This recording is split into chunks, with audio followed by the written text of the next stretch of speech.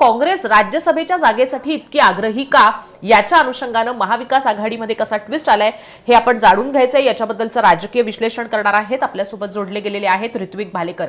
ऋत्विक, सगळ्यात पहिले तर प्रश्न आहे ते म्हणजे की या महाविकास आघाडीमध्ये राज्यसभेच्या या एका जागेवरनं ट्विस्ट कसा आहे आणि तो कोण निर्माण केलेला आहे? ऋत्विक,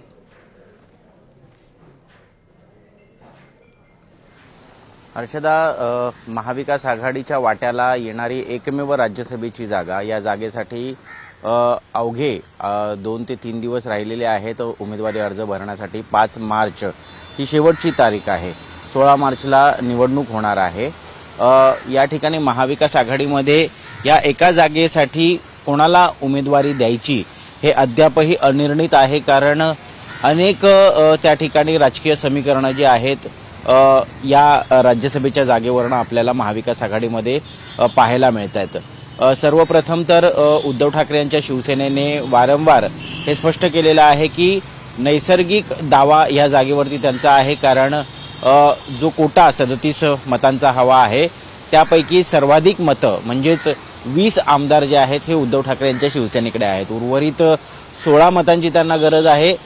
ही मतं काँग्रेसच्या मदतीनं त्यांना मिळू शकतात आणि ही मतं मिळाल्यानंतर त्यांचा म्हणजेच उद्धव ठाकरे यांच्या शिवसेनेचा उमेदवार हा निवडून येऊ शकतो। पण काँग्रेसनी मदत का करावी असा प्रश्न या ठिकाणी जर उपस्थित होत असेल तर अर्थात काँग्रेसही या जागेसाठी तितकंच आग्रही आहे आणि हा आग्रह कशाला याचं जर उत्तर हवं असेल तर मला वाटतं आजची सूत्रांकडनं समोर आलेली ही माहिती आपल्याला प्रेक्षकांपर्यंत पोहोचवायला हवी। साधारण 2 दिवसापूर्वी महाराष्ट्र काँग्रेसचे प्रभारी रमेश चेनिथला यांनी उद्धव ठाकरेंना फोन केला आणि फोनवरती त्यांनी राज्यसभेच्या या एकमेव जागेसाठी आग्रह धरला।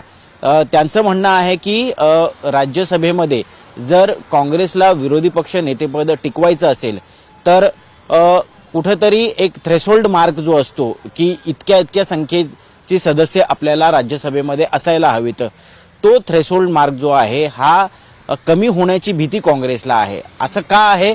कारण येत्या वर्षभरात जवळपास 3 टप्प्यांमध्ये राज्यसभेच्या 72 जागा रिक्त होणार आहेत आणि या जागा पुन्हा भरल्यानंतर काँग्रेसच्या वाट्याला एकूण किती जागा येणार आहेत तर सध्या काँग्रेसच्या एकूण 27 जागा किंवा 27 सदस्य जे आहेत हे राज्यसभेमध्ये आहेत आणि आपण जर पार्लमेंटरी रूल पाहिले तर त्यानुसार विरोधी पक्ष नेतेपदासाठी एकूण संख्येच्या 10% सदस्य संख्या ही गरजेची असते। म्हणजेच काय तर 245 राज्यसभा सदस्यांपैकी जवळपास 25 सदस्य ज्या पक्षाचे असतील, कमीत कमी 25 सदस्य ज्या पक्षाचे असतील त्यांनाच विरोधी पक्ष नेतेपदावरती दावा करता येईल।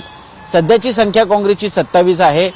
आज म्हणजे महाराष्ट्रामध्ये ज्या जागा रिक्त झालेल्या आहेत यापैकी रजनी पटेल यांची जागा रिक्त झाल्यामुळे ती एक जागा त्यांची जाणार आहे आणि येत्या जूनमध्ये मल्लिकार्जुन खरगे यांची सुद्धा जागा रिक्त होणार आहे। मल्लिकार्जुन खरगे हे काँग्रेसचे त्या ठिकाणी अध्यक्षच नव्हे तर राज्यसभेचे विरोधी पक्ष नेतेपद सुद्धा आहे, हे सर्वश्रुत आहे आणि त्यामुळे जर त्यांची जागा रिक्त होणार असेल आणि या 2 जागांपैकी एकही जागा जर त्यांना निवडून आणता येणार नसेल तर 25च्या कमी सदस्य संख्या होण्याची कुठेतरी भीती ही काँग्रेसला सतावत आहे, जेणेकरून त्यांचं विरोधी पक्ष नेतेपद जे आहे राज्यसभेचं त्यांना गमवावं लागू शकतं।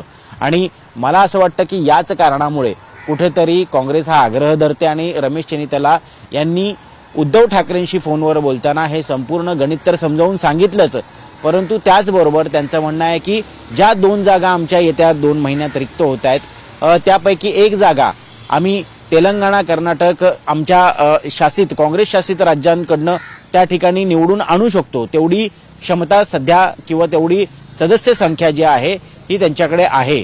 परंतु महाराष्ट्रातली जागा ही सुद्धा जर त्यांना मिळाली तर त्यांना राज्यसभेचं विरोधी पक्ष नेतेपद जे आहे हे टिकवता येईल आणि ही जागा मिळवण्यासाठी त्यांना शिवसेनेची गरज लागणार आहे।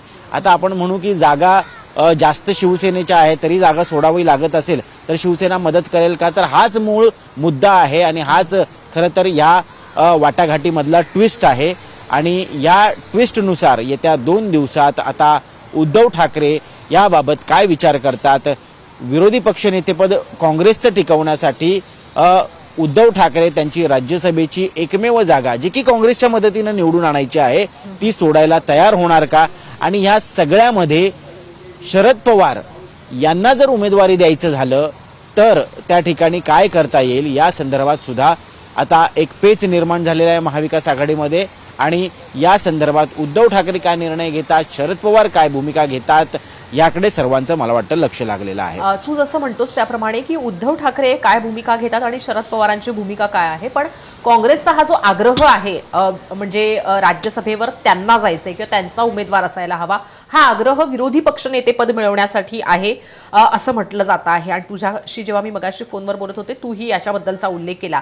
तर राज्यसभेसाठीच्या या विरोधी पक्षनेतेपद मिळवण्यासाठी काँग्रेसचा हा सगळा आग्रह, ही सगळी धडपड आहे का? आणि राज्यसभेचं हे विरोधी पक्षनेतेपद काँग्रेससाठी महत्वाचं का होतंय किंवा का इतकं महत्व विरोधी पक्षनेतेपदाला, राज्यसभेतल्या विरोधी पक्षनेतेपदाला काँग्रेसकडनं दिलं जातंय? नाही, अर्थात हे विरोधी पक्षनेतेपद यासाठी महत्वाचं आहे कारण इंडिया आघाडीमध्ये राष्ट्रीय पातळीवरती काँग्रेस नेतृत्व करत आहे. काँग्रेसच्या नेतृत्वात या ठिकाणी काँग्रेसचे राष्ट्रीय अध्यक्ष मल्लिकार्जुन खरगे यांची जागा सुद्धा जर काँग्रेसला अबाधित ठेवता येत नसेल किंवा टिकवता येत नसेल तर मला वाटतं काँग्रेससाठी राष्ट्रीय पातळीवरती हा खूप मोठा धक्का मानला जाईल. आणि राज्यसभेचं फक्त विरोधी पक्षनेतेपदच गमावणार नाही तर या ठिकाणी त्यांचे अध्यक्ष असलेले मल्लिकार्जुन खरगे यांना सुद्धा त्या ठिकाणी राज्यसभेमध्ये जागा मिळणार नाही. कुठलंही लोकप्रतिनिधित्व पद त्यांच्याकडे, संविधानिक पद राहणार नाही, त्यांच्याकडे फक्त संघटनात्मक प्रमुख पद राहील. आणि काँग्रेसला खरं तर हा एक खूप मला असं वाटतं की प्रतिष्ठेचाच विषय नाही तर त्यांच्या नेतृत्वाच्या अस्तित्वाचा सुद्धा तितकाच महत्त्वाचा विषय मानला जातोय. आता राष्ट्रीय पातळीवरती नेतृत्व करायचं असेल, आपलं वर्चस्व टिकवायचं असेल तर ही सगळी पदं, ही संविधानिक पदं जी असतात ही अत्यंत महत्त्वाची असतात आणि ती टिकवण्यासाठी इंडिया अलायन्स, इंडिया आघाडीमधल्या मित्रपक्षांची मदत लागणार आहे. आता आपण बघितलं ज्यावेळेस महाविकास आघाडी निर्माण झाली त्यावेळेस शरद पवारांच्या आग्रहाने उद्धव ठाकरे यांना मुख्यमंत्रीपदी विराजमान करण्यात आले आणि उद्धव ठाकरेंना राज्याचं मुख्यमंत्रीपद भूषवलं. 2.5 वर्ष का होईना पण उद्धव ठाकरे यांच्या शिवसेनेला त्या ठिकाणी मुख्यमंत्रीपद मिळालेलं होतं. आज कुठेतरी ती परतफेड करण्याची वेळ आलेली आहे का असा कुठेतरी आग्रह जो आहे हा काँग्रेसच्या गोटातनं आपल्याला होताना पाहायला मिळतो. परंतु तितकंच महत्त्वाचं आहे की यामध्ये रेसमध्ये शरद पवार यांचंही नाव आहे. शरद पवार हे सर्वोच्च नेते आहेत महाविकास आघाडीमधले आणि त्यांची जागा त्या ठिकाणी भरायची, त्यांच्या नावाची वर्णी लागायला पाहिजे की काँग्रेसला आपलं विरोधी पक्षनेतेपद त्या ठिकाणी टिकवणं जास्त गरजेचं आहे. याच्यामध्ये सुद्धा कुठेतरी संभ्रम पाहायला मिळतोय आणि याबाबतचा निर्णय आता उद्धव ठाकरेंना घ्यायचा आहे. दुसरीकडे काँग्रेसकडनं असं सांगण्यात येतंय की राष्ट्रीय पातळीवरती नेतृत्व करण्यासाठी आम्हाला राज्यसभेमध्ये नेतृत्व द्या, आम्हाला विरोधी पक्ष नेतेपद जे आहे हे टिकवू द्या. तर दुसरीकडे विधान परिषदेमध्ये ज्या जागा रिक्त होणार आहेत मे महिन्यामध्ये, यामध्ये स्वतः उद्धव ठाकरे विधान परिषदेचे सदस्य आहेत, त्यांची जागा सुद्धा रिक्त होते आणि त्यामुळे उद्या जेव्हा 27चा कोटा लागणार आहे आणि त्याच्यासाठी जेव्हा काँग्रेसची मदत लागणार आहे तेव्हा काँग्रेस मदत करायला तयार आहे. तुम्हाला आम्ही निवडून देऊ. आणि उद्धव ठाकरेंनी त्यांच्या पक्षाचं नेतृत्व आणि विधिमंडळातलं नेतृत्व करण्यासाठी त्यांचं विधान परिषदेचं सदस्यपद जे आहे हे टिकवून ठेवणं सुद्धा तितकंच गरजेचं आहे. त्यामुळे बदल्यात आम्ही तुम्हाला विधान परिषदेत मदत करू, तुम्ही आम्हाला राज्यसभेत मदत करा, अशा पद्धतीची एक स्वॅप डील जी आहे ही दोन्ही पक्षांमध्ये त्या ठिकाणी चर्चिली जाते. आता ही डील जी आहे ही कोणाची किती फायद्याची आहे आणि कोणाला किती यामुळे भविष्यात त्या ठिकाणी उपयोग होणार आहे याचं कॅल्क्युलेशन प्रत्येक पक्षाचे प्रमुख जे आहेत ते त्यांच्या परीने करतात. अर्थात आता आपल्याला बघायचं आहे की काँग्रेसने तरी त्यांचा बॉल आता टाकलेला आहे, हा उद्धव ठाकरे यांच्या कोर्टात आहे. उद्धव ठाकरे हा बॉल टोलवतात की त्या ठिकाणी स्वीकारतात हे आपल्याला पाहावं लागणार आहे. राष्ट्रवादी काँग्रेसच्या अनुषंगानं काँग्रेसची काही भूमिका आहे का किंवा काँग्रेसचं काही विशिष्ट मागणं आहे का? त्यांची जी नवी अट आहे ती नेमकी काय आहे? आणि त्यांना काय हवं आहे या राज्यसभेच्या निवडणुकीच्या अनुषंगानं. म्हणजे राज्यसभेची जागा आपल्याला द्या, विधान परिषदेची जी जागा आहे ती ठाकरेंनी घ्या, मग राष्ट्रवादी काँग्रेससाठी काय, किंबहुना राष्ट्रवादी काँग्रेसवर दोन्ही पक्ष सध्या विश्वास ठेवत नाहीयेत अशी परिस्थिती आहे का, नेमकं काय घडतं आहे. म्हणजे राष्ट्रवादी काँग्रेसच्या अनुषंगानं कसा विचार हा केला जातोय ठाकरेंकडनं आणि काँग्रेसकडनं. खरं तर राष्ट्रवादीच्या भूमिकेबाबत राष्ट्रवादी पक्षाच्या प्रमुख नेत्यांनी त्यांचं म्हणणं मांडलेलं आहे, त्यांची भूमिका स्पष्ट केलेली आहे, त्यांची मागणी जाहीररित्या त्या ठिकाणी समोर ठेवलेली आहे. त्यांचं म्हणणं आहे की शरद पवार हे महाविकास आघाडीचे ज्येष्ठ नेते असल्या कारणाने त्यांनी राज्यसभेवरती पुन्हा जायला हवं, परंतु शरद पवारांनी अजून याबाबत सूचक मौन बाळगलेला आहे. उघड त्यांनी अजून त्यांची तयारी दर्शवलेली नाही आहे. या उलट ब्रिज कँडीमध्ये प्रकृती खराब असल्या कारणाने ते उपचार घेताना आपल्याला पाहायला मिळत आहेत. आता 5 तारीख म्हणजे जवळपास 2 ते 3 दिवसच राहिलेले आहे, त्यामुळे शरद पवारांना सुद्धा कुठेतरी आपली भूमिका जी आहे ही स्पष्ट करावी लागणार आहे. परंतु इंटरेस्टिंगली उद्धव ठाकरे यांच्या शिवसेनेचा जरी आग्रह हा शिवसेनेलाच ही राज्यसभेची जागा मिळावी असा असला, विशेषतः तो आदित्य ठाकरे यांच्याकडनं असला, तरी त्या जागेवरती नेमका उमेदवार असणार कोण, चेहरा कोण असणार आहे उद्धव ठाकरे यांच्या शिवसेनेचा, यावरती बरीचशी गणितं पुन्हा अवलंबून असणार आहेत. आता यामध्ये ही जागा रिक्त कोणाची होते आहे तर प्रियंका चतुर्वेदी यांची होते आहे. आता पुन्हा एकदा प्रियंका चतुर्वेदी यांनाच जर राज्यसभेवरती उद्धव ठाकरे यांच्या शिवसेनेने पाठवण्याचा निर्णय घेतलेला असला तर मात्र काँग्रेसच्या गोटातनं जी माहिती मिळते आहे ती अशी आहे की काँग्रेस याला बिलकुल समर्थन द्यायला तयार नाही आहे. काँग्रेसचं म्हणणं असं आहे, काँग्रेसच्या वरिष्ठ नेत्याचं मानस असा आहे की जर शरद पवारांना डावलून त्या ठिकाणी प्रियंका चतुर्वेदींना ती जागा द्यायची असेल तर आम्ही तुम्हाला मदत करू शकणार नाही, कारण काँग्रेस सोडून त्या ठिकाणी प्रियंका चतुर्वेदी या उद्धव ठाकरे यांच्या शिवसेनेमध्ये गेलेल्या होत्या आणि त्यांच्या कोट्यात त्या ठिकाणी राज्यसभेत गेलेल्या होत्या. त्यामुळे त्यांना राज्यसभेच्या या निवडणुकीमध्ये काँग्रेसचे आमदार मतदान का करतील असा एक स्वाभाविक प्रश्न जो आहे हा काँग्रेसच्या नेत्यांकडनं विचारला जातोय. दुसरी महत्वाची गोष्ट म्हणजे शरद पवार सारख्या दिग्गज नावाला प्रियंका चतुर्वेदी यांच्यासारखं नाव हे रिप्लेस होऊ शकत नाही. किंबहुना शरद पवार किंवा त्यांच्या पक्षाकडून प्रियंका चतुर्वेदी या नावासाठी आम्ही वाईटपणा घ्यायला तयार नाहीये. यातलं सगळ्यात मोठं हर्षदा कारण म्हटलं जाते. खरं तर काल दिल्लीमध्ये सोनिया गांधी यांच्या निवासस्थानी एक महत्त्वपूर्ण बैठक पार पडल्याचं आपल्याला दिल्लीच्या सूत्रांकडनं कळतं. यामध्ये स्वतः सोनिया गांधी, राहुल गांधी, प्रियंका गांधी, के.सी. वेणुगोपाल आणि मल्लिकार्जुन खरगे हे सर्व दिग्गज मंडळी जी आहे ही उपस्थित होती. आणि यामध्ये जेव्हा राज्यसभेच्या या एकमेव जागेसाठी चर्चा करण्यात आली, ज्यावेळेस त्यांच्या प्रस्तावाबाबत काय निर्णय घ्यायचा आहे हे जेव्हा त्या ठिकाणी विचार करण्यात आला, त्यावेळेस एक सुराने प्रत्येकाने हेच म्हटलेलं आहे की शरद पवारांना विरोध करणं हे कुठेतरी महाराष्ट्रात काँग्रेसच्या अंगलटी येऊ शकतं याची संपूर्ण जाणीव काँग्रेसच्या वरिष्ठ नेतृत्वांना आहे.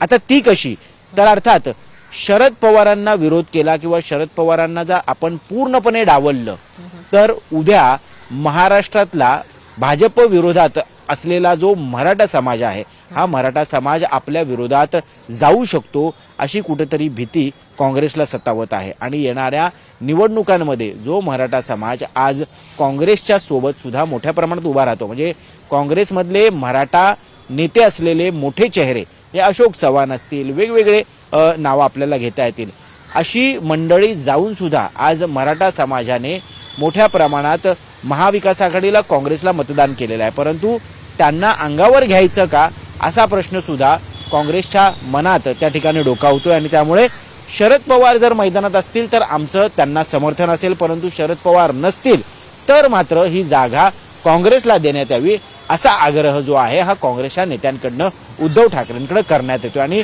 त्याही पुढे जाऊन शरद पवारांना नाही कोण म्हणणार, म्हणजे काँग्रेस स्वतः म्हणणार, उद्धव ठाकरे म्हणणार किंवा त्यांना डावलणार कोण, याचं खापर कोण आपल्या अंगावरती फोडून घेणार, डोक्यावरती फोडून घेणार, असाही कुठेतरी एक तिढा जो आहे हा महाविकास आघाडीमध्ये निर्माण झालेला आहे. त्यामुळे आपल्याला बघायचं आहे की पुढच्या 2 दिवसातल्या राजकीय घडामोडी काय घडतायत आणि त्यानुसार नेमका काय निर्णय होतोय हे आपल्याला पाहावं लागणार आहे. म्हणजे एकंदरीतच आपण जर पाहिलं तर मराठा समाजाला न दुखावण्यासाठी काँग्रेसची धडपड आहे अशी आतल्या गोटातली माहिती आहे. पण या सगळ्यामध्ये जर आपण पाहिलं तर अगदी सुरुवातीपासून म्हणजे राज्यसभा विधान परिषद या निवडणुकांच्या अनुषंगानं जेव्हा जेव्हा चर्चा झाली, एक नाव कायम आणि सातत्यपूर्ण पद्धतीने चर्चेत राहिले ते म्हणजे शरद पवारांचं. शरद पवारांची भूमिका अद्याप पावेतो समोर आलेली नाहीये. आणि जसं तू वारंवार एका गोष्टीचा उल्लेख करतोय की अवघे आता 3च दिवस उरलेले आहेत या सगळ्या संदर्भामध्ये एक ठोस निर्णय घेण्यासाठी. अशा परिस्थितीमध्ये राष्ट्रवादी काँग्रेस शरदचंद्र पवार पक्षामध्ये काय हालचाली सुरू आहेत? पवारांनी निवडणुकांच्या अनुषंगानं म्हणजे ही निवडणूक लढवण्याच्या अनुषंगानं तयारी केली आहे का, की शरद पवारांकडनं वेगळ्या नावावर विचार सुरू आहे, की शरद पवारांनी ही निवडणूक लढवावी यासाठी राष्ट्रवादी काँग्रेसवर सुद्धा पक्षांतर्गत दबाव आहे, किंबहुना इतर पक्षांचा सुद्धा दबाव आहे? नेमकं काय घडतं आहे राष्ट्रवादी काँग्रेसमध्ये? नाही, ही गोष्ट तर स्पष्ट आहे की राष्ट्रवादी काँग्रेस शरद पवार गटाकडनं शरद पवार या एकमेव नावावरती त्या ठिकाणी सहमती झालेली आहे, परंतु नेत्यांमध्ये सहमती झालेली आहे. आता शरद पवारांसारख्या इतक्या मोठ्या स्टेचरच्या माणसाने एका राज्यसभेच्या सीटसाठी कुठेतरी काँग्रेसच्या दारात जावं किंवा उद्धव ठाकरे यांच्या शिवसेनेकडे मागणी करावं, काय तर ही लाचारी पत्करावी का? अगदी सोप्या भाषेत सांगायचं झालं तर असा प्रश्न या ठिकाणी शरद पवार आणि त्यांच्या पक्षासमोर उभा राहिलेला आहे. अर्थात शरद पवार जर मैदानात उतरले तर ते सहमतीने आणि तीनही पक्षांच्या मर्जीने त्या ठिकाणी निवडून जाऊ शकतात, परंतु त्या ठिकाणी शरद पवार यांना मागणी करण्याची वेळ यावी का, असाही प्रश्न या ठिकाणी उपस्थित होतो. शरद पवार सध्या वेट अँड वॉच भूमिकेत आहेत. पडद्यामागून ते व्यवस्थित सूत्र हलवत आहेत अशी सूत्रांकडनं माहिती आहे. त्यांचं खरगेंसोबत बोलणं सुरू आहे, त्यांचं उद्धव ठाकरे यांच्या नेत्यांसोबत बोलणं सुरू आहे. इतकंच काय तर शरद पवारांच्या पक्षातील वरिष्ठ नेते जयंत पाटील असतील, शशिकांत शिंदे असतील, सुप्रिया सुळे असतील, सुप्रिया सुळेंनी सुद्धा दिल्लीमध्ये काँग्रेसच्या वरिष्ठ नेत्यांच्या गाठीभेटी घेतल्याचं आपल्याला कळते. आणि या चर्चेमध्ये कुठेतरी शरद पवारांच्या नावावरतीच जर एकमत झालं तर मात्र महाविकास आघाडीला धोका जो आहे हा त्या ठिकाणी पत्करावा लागणार नाही. जर शरद पवारांच्या नावावरती एकमत झालं नाही आणि एखादं वेगळंच नाव जर समोर आलं आणि कुठेतरी काँग्रेस आणि शिवसेना उद्धव ठाकरे गट यांच्यामध्ये सुद्धा मतभेद पाहायला मिळाले तर याचा नक्कीच फायदा जो आहे हा महायुती घेताना दिसेल. कारण आपल्याला सगळ्यांना माहिती आहे ज्या 37 मतांच्या कोट्याबाबत आपण बोलतोय, ही सगळी मतं जाऊन सुद्धा महायुतीतल्या एकनाथ शिंदे यांच्या शिवसेनेकडे अतिरिक्त मतं राहत आहेत. त्याचबरोबर भाजपकडे सुद्धा काही अतिरिक्त मतं राहू शकतात किंवा ते मिळवू शकतात आणि या मतांच्या जोरावरती महायुती एक अधिकचा उमेदवार मैदानात उतरवू शकतं आणि पुन्हा एकदा आपल्याला 2022ची पुनरावृत्ती होताना पाहायला मिळू शकते. या ठिकाणी मोठ्या पद्धतीनं फोडाफोडीचं राजकारण म्हणा किंवा काँग्रेसच्या काही आमदारांना विश्वासात घेऊन किंवा त्यांना गळाला लावून या ठिकाणी अनुपस्थित राहून, जसं विधान परिषदेमध्ये मागच्या निवडणुकीमध्ये काँग्रेसचे जवळपास 7 ते 8 नावं किंवा आमदार जे आहेत हे अनुपस्थित राहिलेले होते. काय कारण दिलेलं होतं तर ट्रॅफिकमध्ये अडकलो म्हणून आम्ही पोहोचू शकलो नाही आणि त्यामुळे सदस्य संख्या कमी झाली आणि त्या सदस्य संख्या कमी झाल्याचा फायदा जो आहे हा अप्रत्यक्षरित्या पुन्हा एकदा भाजपला झालेला होता. अशाच पद्धतीच्या काही कुरघोडी करून त्या ठिकाणी एखादी अधिकची जागा सुद्धा निवडून आणण्याबाबत जो बॅकअप प्लॅन आहे हा महायुतीचा आपल्याला पाहायला मिळतो. आणि यामध्ये असंही म्हटलं जाते की हा अधिकचा उमेदवार जो टाकला जाईल मैदानात तो एकनाथ शिंदे यांच्या शिवसेनेतनं टाकला जाईल, कारण त्यांच्या अतिरिक्त मतं आहेत आणि त्यांचा उमेदवार निवडून आणण्यामध्ये कुठेतरी भाजप त्यांना पडद्यामागून मदत करेलच, परंतु त्याचबरोबर यामुळे उद्धव ठाकरेंना सुद्धा कुठेतरी एक मोठा राजकीय झटका देण्याचा प्रयत्न जो आहे हा या राज्यसभेच्या एका जागेच्या निवडणुकीतनं होताना आपल्याला पाहायला मिळू शकतो.